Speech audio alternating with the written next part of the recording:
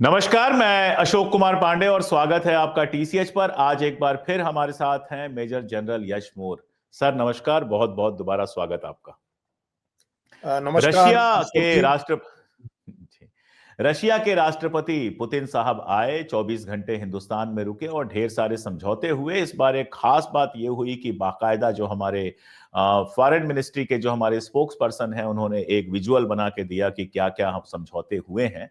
बाकी सारी चीजें तो ठीक है, लेकिन डिफेंस वाला जो मामला है वो बहुत इंटरेस्टिंग मामला इसलिए भी है कि ऑपरेशन सिंदूर के समय ढेर सारी बातें हुई थी। हमने खुद मेजर जनरल साहब के साथ बात की थी, जिसमें उन्होंने बताया था कि कैसे फाइटर जेट्स के मामले में या फिर नंबर ऑफ जो हमारे पास लड़ने वाले लोग हैं, आर्मी के लोग, एयरफोर्स, उनके नंबर्स के मामले में और भी कई सारे मामलों में पिछले कुछ सालों में हमारी स्थिति बहुत बेहतर नहीं हुई है, बल्कि फाइटर जेट्स की कमी है और भी चीजों की कमी है। और रशिया हमारा ट्रेडिशनल सप्लायर रहा है।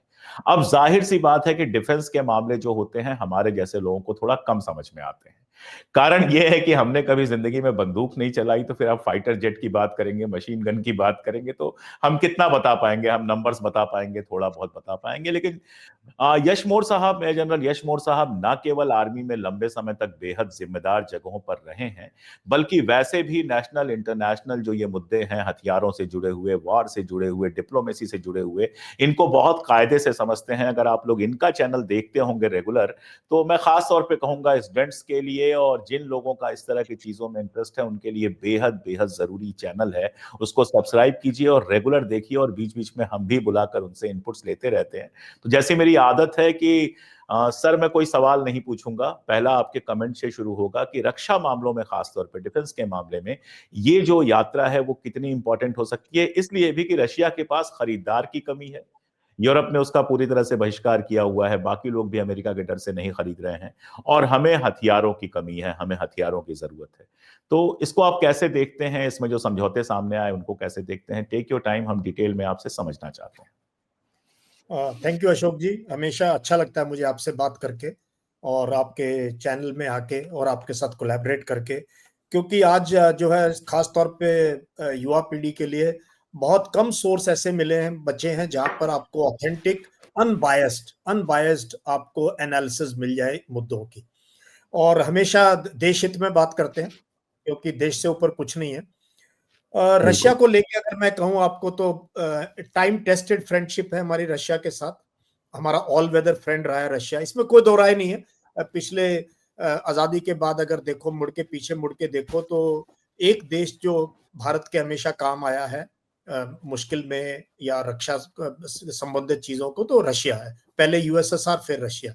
और भारत ने बहुत अच्छे से बैलेंसिंग एक्ट किया है पूरे के पूरे, खासतौर पे पिछले 2.5-3 साल जब से रशिया इन्वॉल्व है यूक्रेन युद्ध में, और उसके ऊपर बहुत क्रिपलिंग सैंक्शंस लगे हुए हैं अमेरिका के, यूरोप के। हम खुद टैरिफ झेल रहे हैं रशियन तेल खरीदने की वजह से, ट्रंप के जो टैरिफ हैं, और अभी सेकेंडरी टैरिफ भी शायद आ जाएं। तो इस सब के परिप्रेक्ष्य में ये विजिट जो है बहुत इंपॉर्टेंट विजिट थी। और मुझे पहले ही पता था इस विजिट में ऑप्टिक्स और पेजेंट्री बहुत हाई लेवल की होगी, बहुत हाई लेवल की। तो वो ऑप्टिक्स आपने देखा जब उनका जहाज इंडियन एयर स्पेस में आया, तो उनको हमारे फाइटर जेट्स ने एस्कॉर्ट किया। रशियन सुखोई लग रहे थे मुझे, उन्होंने उनको एस्कॉर्ट किया। यहाँ आए तो प्राइम मिनिस्टर खुद लेने गए, एक गाड़ी में बैठ के आए, लंबी डिनर पे बातचीत हुई, उसके बाद अगले दिन बातचीत हुई। तो ऑप्टिक्स और पेजेंट्री में बहुत हाई स्केल पे था, काफी कुछ कन्वे करने की एक कोशिश थी विजिट यूरोप को और अमेरिका को और बाकी देशों को, कि we are here and Russia is here. अब उस चीज को अगर छोड़ दिया जाए और उसके बीच में अगर देखा जाए तो क्या इश्यूज है, देखो सबसे बड़ी चीज तो यह है, हमारे पास अशोक जी बहुत लेगेसी इक्विपमेंट है रशियन ओरिजिन, जिसमें हमारे mechanized forces totally Russian equipment पे। हमारे टैंक T-90, T-72, उससे पहले T-55। अनफॉर्चुनेटली हम अपना कोई अच्छा टैंक बना नहीं पाए।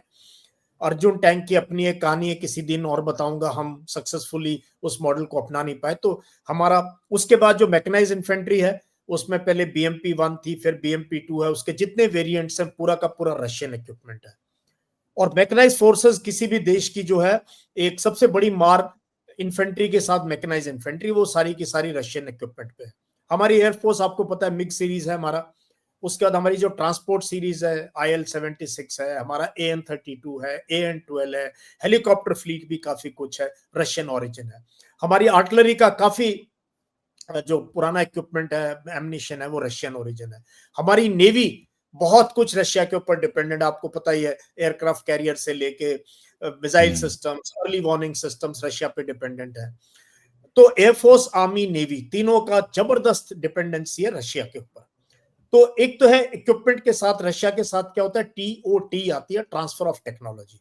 तो जब भी हमने रशिया से बड़ा इक्विपमेंट खरीदा, जनरल साहब, ये आपसे हम समझना चाहेंगे क्योंकि इसको लेकर बहुत सारी चर्चा रही कि अमेरिका और इजराइल हमको टेक्नोलॉजी नहीं देते हैं, सिर्फ हथियार देते हैं, रशिया टेक्नोलॉजी देता है। सोर्स कोड की भी बात आई, तो ये सोर्स कोड क्या होता है, टेक्नोलॉजी देने से क्या फायदा होता है, और टेक्नोलॉजी नहीं होने पे कैसे हम क्रिपल्ड हो जाते हैं, ये आपसे हम थोड़ा डिटेल में समझना चाहेंगे। देखो अशोक जी, क्या है कि रशिया जैसे, अगर हमने उनसे टैंक लिया, T90 टैंक जिसको हम भीष्म कहते हैं, तो उसका फिर क्या, पूरी की पूरी असेंबली लाइन रशिया हेल्प करता है स्टैब्लिश करने में यहाँ पे। राइट फ्रॉम जो प्लेट कैसे कटती है टैंक की, वहां से लेके इंजन, उसकी गनरी, उसके इलेक्ट्रो ऑप्टिक्स, उसका सारा का सारा जो बहुत कॉम्प्लिकेटेड सिस्टम है, पूरा का पूरा वो हेल्प करता है वो सेटअप करने में, उस प्लेटफॉर्म को सेटअप करने में और उसकी प्रोडक्शन में।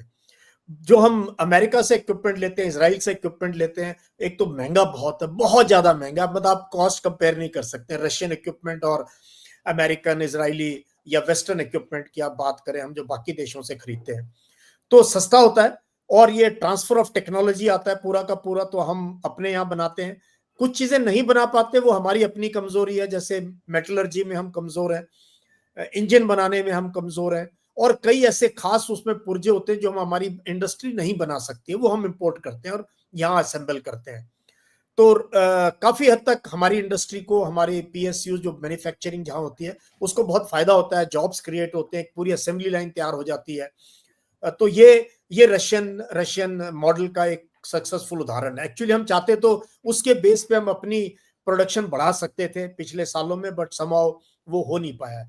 तो रशिया सस्ता इक्विपमेंट देता है, रगेड है उसका इक्विपमेंट, क्वालिटी उतनी शायद अच्छी ना हो, बट कॉस्ट के लिए देखा जाए तो it is bang for the buck for the bank, कि जिस कीमत पे हम खरीद रहे हैं उसके लिए it is really a good by Russian equipment.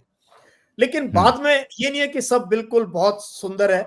उसके बाद में जब स्पेयर पार्ट्स की बात होती है, रशिया में वो असेंबली लाइन उस तक बंद ही होगी हो, फिर उस स्पेयर पार्ट्स के लिए बहुत जिद्दोजहद करनी पड़ती है, फिर उसकी कॉस्ट एस्केलेशन हो जाती है, फिर उसकी जो मेंटेनेंस का साइकिल आता है 10-15 साल के बाद, हवाई जहाज को हमें उसकी मेंटेनेंस करनी पड़ती है, टैंक की करनी पड़ती है, वो अपने आप में हजारों करोड़ रुपए का जो है इन्वेस्टमेंट होती है। तो इन सब चीजों में रशिया हमारी मदद करता रहा है। तो रशियन इक्विपमेंट, लेकिन क्या है कि हमारी बास्केट इतनी बड़ी है, ये टोकरी जो हमारी डिफेंस की जो हमारी चाहत है, कि हम सारा अगर एक ही देश से ले लेंगे तो हम ज्यादा डिपेंडेंट हो जाएंगे। तो हमने थोड़ा थोड़ा सामान बाकी देशों से भी हम लेते रहे, लेकिन रशिया हैज बीन देयर। और ये एक स्ट्रेटेजिक ऑटोनॉमी जो हमारी है, स्ट्रेटेजिक ऑटोनॉमी, उसके लिए भी बहुत जरूरी है कि हम पूरा का पूरा डिपेंडेंट ना हो किसी एक वेस्टर्न ब्लॉक के ऊपर। तो इसलिए ये विजिट इंपॉर्टेंट थी कि रशियन प्रेसिडेंट यहाँ आए।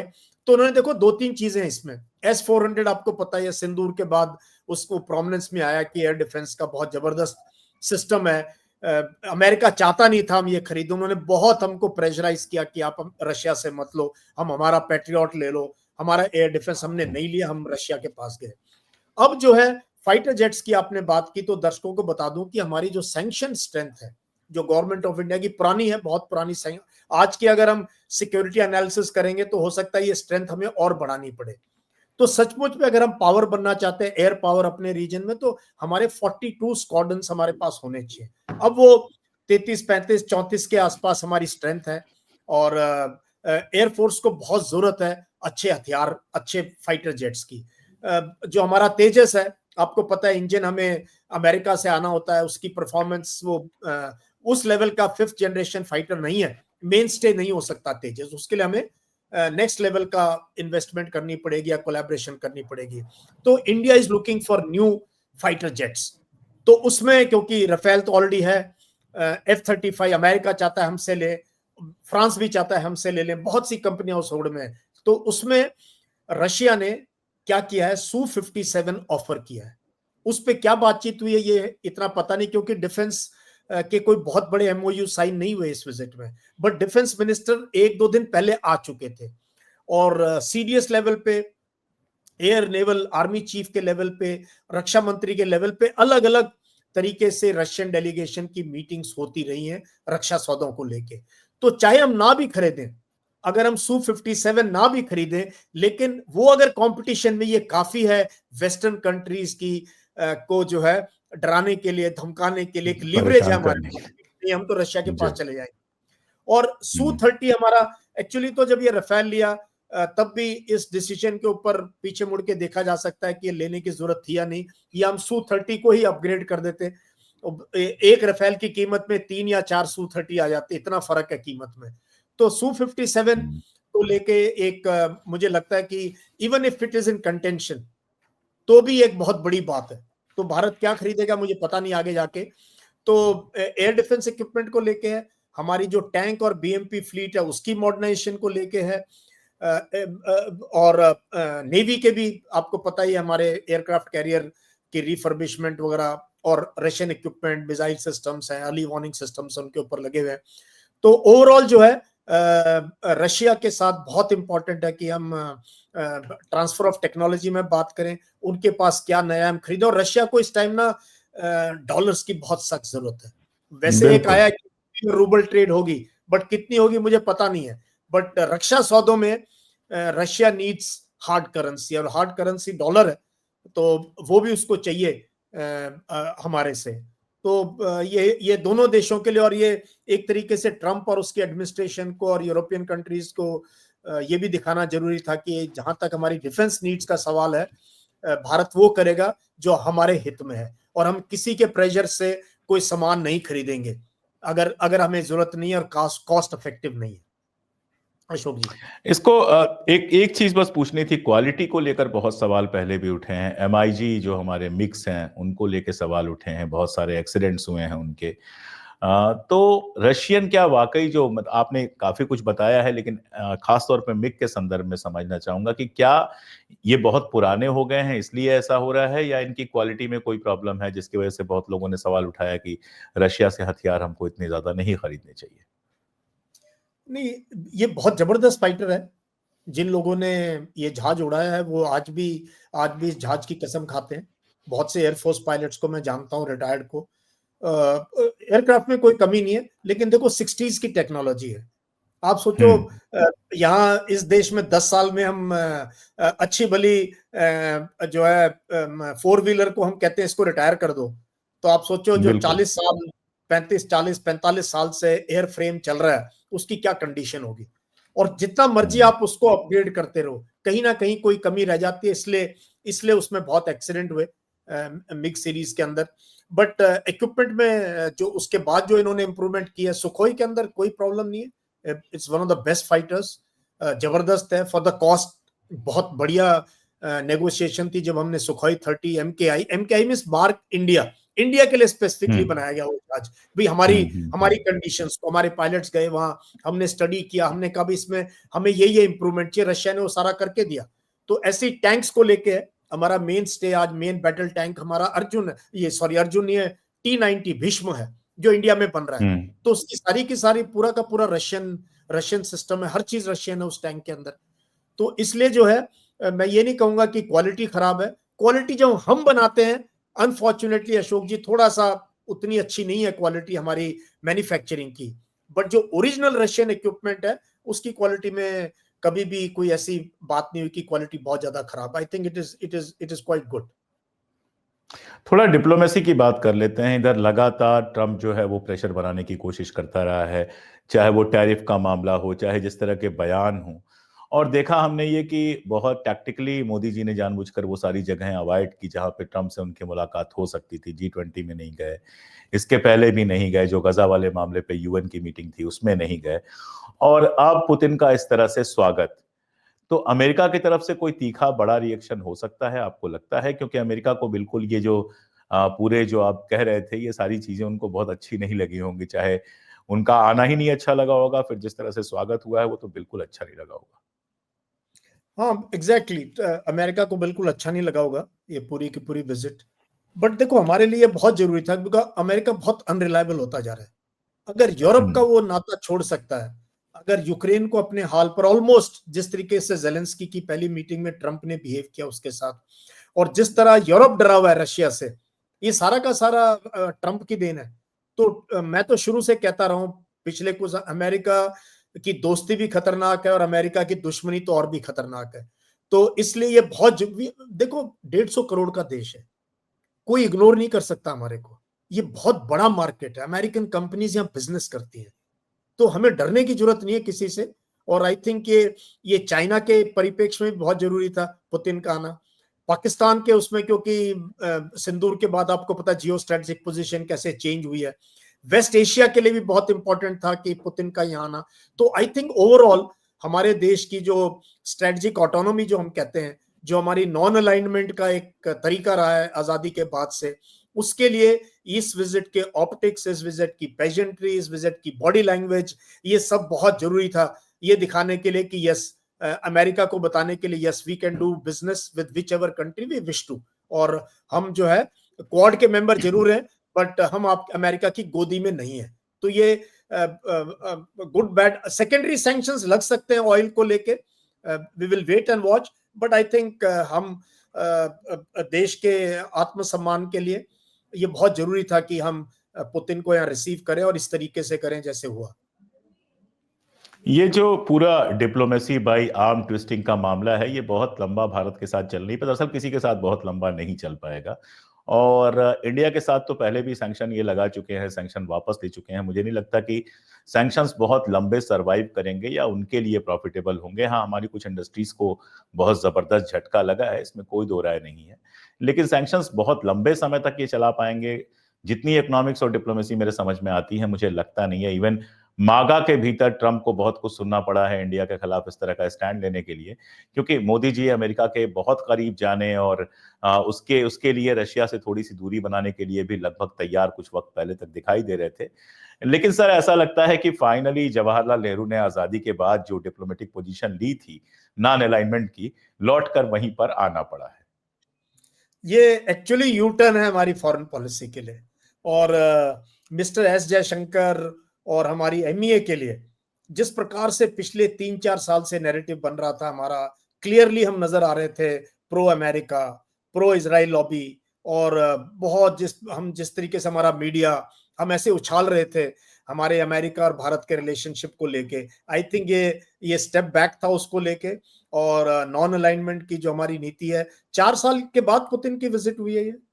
और यूक्रेन रशिया की लड़ाई के अंदर भी कई बार हमारा स्टैंड बहुत एम्बिगुअस था, कुछ क्लैरिटी आई नहीं, कभी हम वोट करते थे, कभी नहीं करते थे, कभी एब्सटेन करते थे। हमने रशिया को क्रिटिसाइज नहीं किया, बट हम यूक्रेन क्योंकि एक डेमोक्रेसी है उसको भी सपोर्ट कर रहे थे। तो इस सब चीजों के लास्ट टाइम ब्रिक्स की मीटिंग में पुतिन नहीं आए थे। इंडिया में जो मीटिंग हुई थी, पुतिन ने ये चूज किया था कि वो इंडिया नहीं जाएंगे। ये अपने आप में बहुत आश्चर्यजनक बात थी, वरना सबसे सेफ डेन उनके लिए होना चाहिए था, भले आईसीसी ने कुछ भी क्या हो। तो उम्मीद करें कि बाकी मामलों पर भी यू टर्न लिया जाएगा, जिसको अंग्रेजी में कहते हैं बेटर सेंस विल प्रिवेल, कि बाकी मामलों में भी यू टर्न लिया जाएगा। भारत में धर्म की राजनीति और बाकी सबसे बहुत बेहतर होता है कि जो सेकुलर रास्ता अपनाया था, नॉन अलाइनमेंट अपनाया था, अपनी ताकत को पहचानना और किसी के सामने झुकना नहीं और किसी को झुकाने की बहुत कोशिश नहीं करना। मोटा मोटी अगर कहें तो भारत की यही पॉलिसी रही है, और ये अगर चलेगी तभी शायद भारत हर तरह से प्रोग्रेस कर पाएगा। तो हम उम्मीद करते हैं कि ये ऑप्टिक्स से आगे मामला बढ़ेगा। हमारी आर्मी की, हमारी नेवी की, हमारी एयरफोर्स की जो जरूरतें हैं वो पूरी होंगी। और आपने पिछली बार जब बात हुई थी तो एक बहुत मजेदार बात कही थी कि बीच में लोग कहते थे कि हमारी लड़ाई तो होनी ही नहीं है, जबरदस्ती हथियार क्यों खरीदें। इस मूर्खता से हम बाहर रहेंगे। हम अपनी तरफ से किसी पे हमला नहीं करेंगे, लेकिन हमेशा हम इस बात के लिए, जिसको वार रेडी रहना कहते हैं, कि हम हमेशा इस बात के लिए तैयार रहेंगे कि अगर किसी ने बदतमीजी करने की कोशिश की तो उसको मुंहतोड़ जवाब मिले। क्योंकि जब आप ताकतवर होते हैं तो शांति स्थापित करना ज्यादा आसान होता है। ये वक्त ने प्रूव किया है। अमेरिका और रशिया दोनों ताकतवर थे, इसीलिए थर्ड वर्ल्ड वार नहीं हुआ। दोनों में से कोई एक कमजोर होता तो थर्ड वर्ल्ड वार हो जाता। Thank you sir. ऐसे मामलों में फिर जब मुझे समझ में नहीं आएगा तो मैं आपको बुलाऊंगा, आपसे समझूंगा, और मुझे पूरी उम्मीद है कि हम दोनों चैनल्स के दर्शकों को इस बातचीत से बहुत सारे नए इंसाइट्स मिलेंगे। बहुत शुक्रिया वक्त निकालने के लिए। Thank you Ashok ji, thank you very much, always a pleasure to talk to you. जय हिंद। Thank you sir.